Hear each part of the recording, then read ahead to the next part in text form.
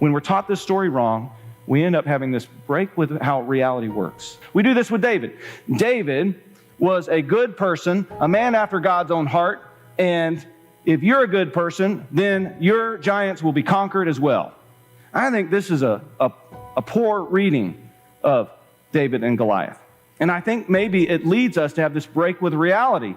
We start thinking in our head that if I am good enough, I will have good things happen to me. And the break with reality is when bad things happen to me, I think, one, either God is not with me anymore, or I haven't been good enough. And I keep trying harder and harder to be better and better, and I cannot become good.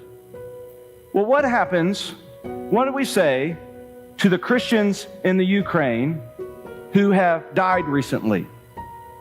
Because death is a pretty big giant.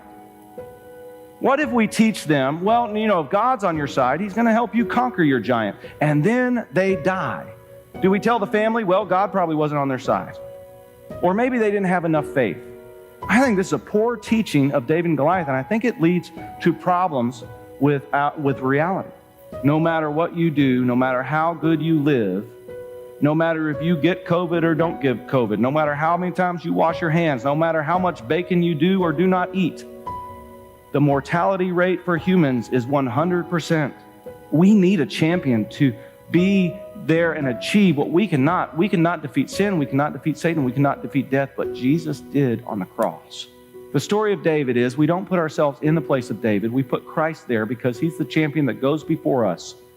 He's the champion who wins in weakness. He's the champion who achieves what we cannot, and He's the champion that shares the spoils with us.